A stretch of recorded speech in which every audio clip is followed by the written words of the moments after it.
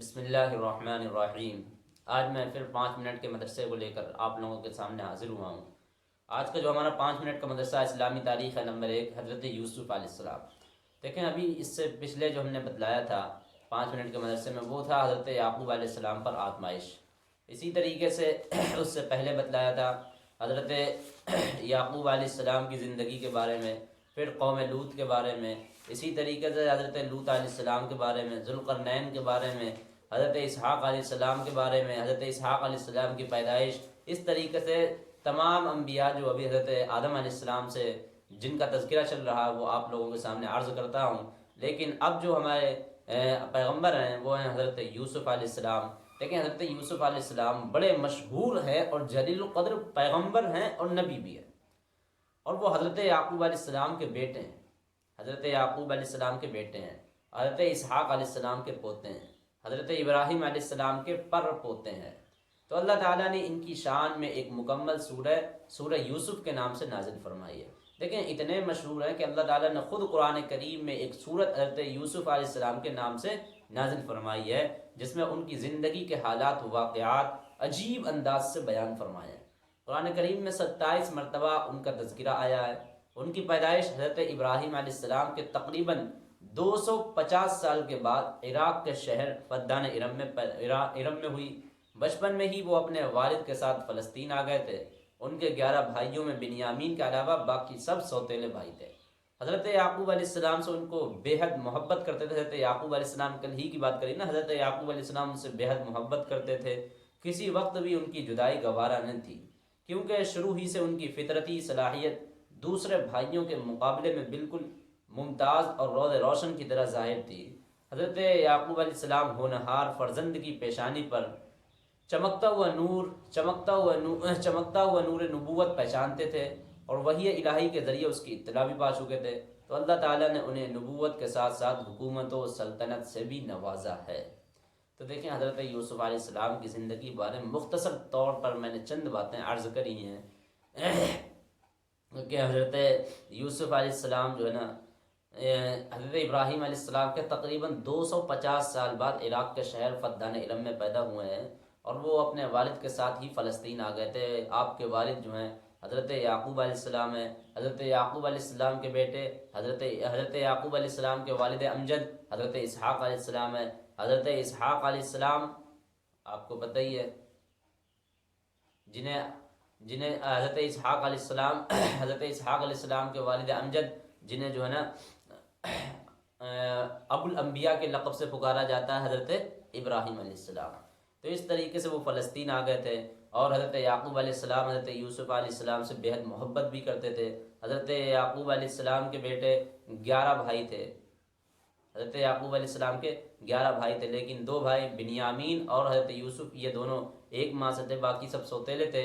تو حضرت یعقوب علیہ السلام ان سے بے حد محبت بھی کرتے تھے۔ حضرت یوسف علیہ السلام سے کسی وقت بھی ان کی جدائی گوارا نہیں تھی، لیکن پھر بھی کچھ باتیں ایسی ہوئیں، کچھ لوگ اور جو آپ کے بھائی تھے انہوں نے دیکھا کہ یہ ان کو زیادہ چاہتے ہیں حضرت یوسف علیہ السلام کو، تو اس وجہ سے انہوں نے آپسی رنجش اور آپسی حسد جلن میں حضرت یوسف علیہ السلام کو کنویں میں ڈال دیا۔ بہرحال وہ ایک لمبی بات ہو جائے گی، لیکن بتانے کا یہ مقصد ہے کہ حضرت یعقوب علیہ السلام آپ سے بہت محبت کرتے تھے، اور اللہ تعالیٰ نے بعد میں آپ کو نبی بھی بنایا اور حکومت و سلطنت سے بھی نوازا ہے حضرت یوسف علیہ السلام کو۔ تو نمبر 2 ہے حضور صلی اللہ علیہ وسلم کا معجزہ، آپ صلی اللہ علیہ وسلم کی پکار پر پتھر کا حاضر ہونا ہے۔ دیکھیں، ایک مرتبہ حضرت اکرمہ رضی اللہ عنہ، جو ابھی اسلام نہیں لائے ہیں، مسلمان نہیں ہوئے ہیں، رسول اللہ صلی اللہ علیہ وسلم کے ساتھ چشمے کے کنارے پر تھے۔ انہوں نے دوسرے کنارے پر پڑے ہوئے ایک بڑے پتھر کی طرف اشارہ کر کے رسول اللہ صلی اللہ علیہ وسلم سے کہا کہ اگر آپ سچے ہیں تو اس پتھر کو اپنے پاس بلا لیجئے، یعنی اگر آپ سچے ہیں تو آپ اس پتھر کو اپنے پاس بلا کر دکھائیے۔ اس طریقے سے آپ نے کہا حضرت اکرمہ رضی اللہ عنہ۔ تو وہ پتھر، جب آپ نے اشارہ کرا تو وہ پتھر پانی میں تیرتا وہ آپ کے پاس آ گیا۔ چنانچہ رسول اللہ صلی اللہ علیہ وسلم نے اس کی طرف اشارہ کرا تو وہ چٹان اپنی جگہ سے اکھڑی اور پانی میں تیرتی ہوئی رسول اللہ صلی اللہ علیہ وسلم کے سامنے آ کر رکی، اور اس نے آپ صلی اللہ علیہ وسلم کی نبوت کی گواہی دی۔ پھر آپ صلی اللہ علیہ وسلم نے حضرت اکرمہ سے فرمایا تمہارے لیے اتنا ہی کافی ہونا چاہیے۔ تو حضرت اکرمہ نے کہا کہ ہاں، اگر یہ پتھر اپنی جگہ پھر واپس سے چلا جائے تو رسول اللہ صلی اللہ علیہ وسلم نے پھر اس سے اشارہ کیا تو وہ اپنی جگہ واپس چلا گیا، مگر پھر بھی حضرت اکرمہ اس وقت مسلمان نہ ہوئے، البتہ فتح مکہ کے وقت مسلمان ہوئے۔ تو یہ ہمارے نبی صلی اللہ علیہ وسلم کا معجزہ تھا۔ ایک فرض کے بارے میں مسجد میں داخل ہونے کے لیے پاک ہونا۔ لیکن رسول اللہ صلی اللہ علیہ وسلم نے فرمایا کسی حائضہ عورت، کسی جنبی یعنی ناپاک آدمی کے لیے مسجد میں داخل ہونے کی بالکل اجازت نہیں ہے۔ فائدہ مسجد میں داخل ہونے کے لیے حید و نفاس اور جنابت سے پاک ہونا ضروری ہے، ناپاک نہیں ہونا۔ نمبر 4، ایک سنت کے بارے میں بیمار کو دعا دینا۔ لیکن رسول اللہ صلی اللہ علیہ وسلم جب کسی مریض کا عیادت کرتے تو فرماتے لا بأس طہورا انشاءاللہ، گھبراؤ نہیں، انشاءاللہ اچھے ہو جاؤ گے۔ تو اس طریقے سے ہم بھی کسی مریض کے پاس جایا کریں، کسی بیمار کے پاس اس کی عیادت کے لیے جایا کریں تو ہم بھی یہی کر لیا کریں لا بأس طہورا انشاءاللہ، کہ گھبرانا نہیں ہے، اللہ سب کچھ اچھا کر دے گا، اللہ سے دعا ہے کہ اللہ سب اچھے ہو جاؤ گے۔ اس طریقے سے یہ تسلی بھرے الفاظ کہنا ہے۔ نمبر 5 ہے ایک اہم عمل کی فضیلت، غریبوں کے کام میں مدد کرنا۔ رسول اللہ صلی اللہ علیہ وسلم نے فرمایا بیوہ اور مسکین کے کاموں میں جد و جہد کرنے والا اللہ کے راستے میں جہاد کرنے والے کے مانند ہے۔ سمجھے؟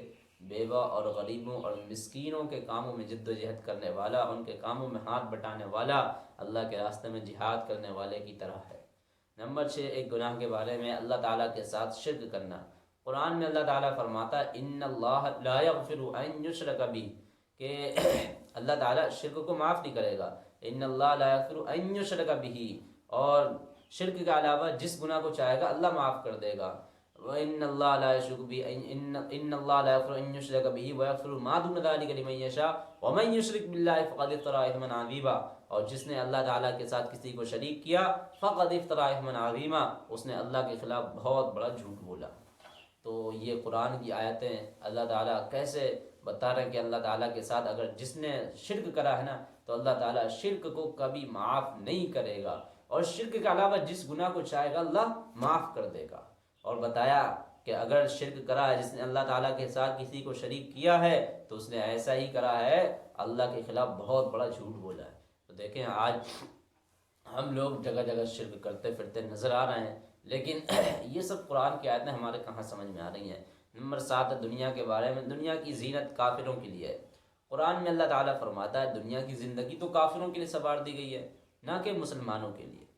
اور کافر لوگ مسلمانوں کا مذاق اڑاتے ہیں، حالانکہ جو مسلمان کفر و شرک سے بچتے ہیں وہ قیامت کے دن ان کافروں سے درجوں میں بلند ہوں گے۔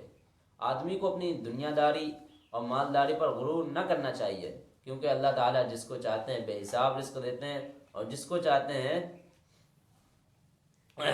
چاہتے ہیں بے حساب روزی دیتے ہیں، اس لیے مالدار ہونا کوئی فخر کی چیز نہیں ہے۔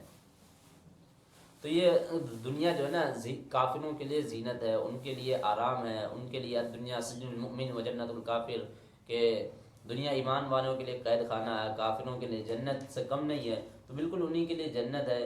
لیکن نمبر 8 آخرت کے بارے میں، قبر ہی میں ٹھکانے کا فیصلہ۔ لیکن رسول اللہ صلی اللہ علیہ وسلم نے فرمایا جب تم میں سے کوئی وفات پا جاتا ہے تو اس کو صبح و شام اس کا ٹھکانہ دکھایا جاتا ہے۔ اگر جنتی ہوتا ہے تو جنت والوں کا، اگر جہنمی ہے تو جہنم والوں کا ٹھکانہ دکھایا جاتا ہے۔ پھر کہا جاتا ہے یہ تیرا ٹھکانہ ہے، یہاں تک کہ اللہ تعالیٰ قیامت کے دن تجھے دوبارہ اٹھائے۔ نمبر 9 طب نبوی سے علاج۔ رسول اللہ صلی اللہ علیہ وسلم نے فرمایا تم اپنے لیے شفا کی 2 چیزوں یعنی شہد اور قرآن کو لازم پکڑ لو۔ تو شہد اور قرآن کو لازم پکڑ لینا چاہیے، یہ اس سے علاج ہو جاتا ہے۔ نمبر 10 نبی صلی اللہ علیہ وسلم کی نصیحت۔ رسول اللہ صلی اللہ علیہ وسلم نے فرمایا اللہ تعالیٰ رات کے آخری حصے میں بندے سے بہت زیادہ قریب ہوتے ہیں، اگر تم سے ہو سکے تو اس وقت اللہ کا ذکر کیا کرو۔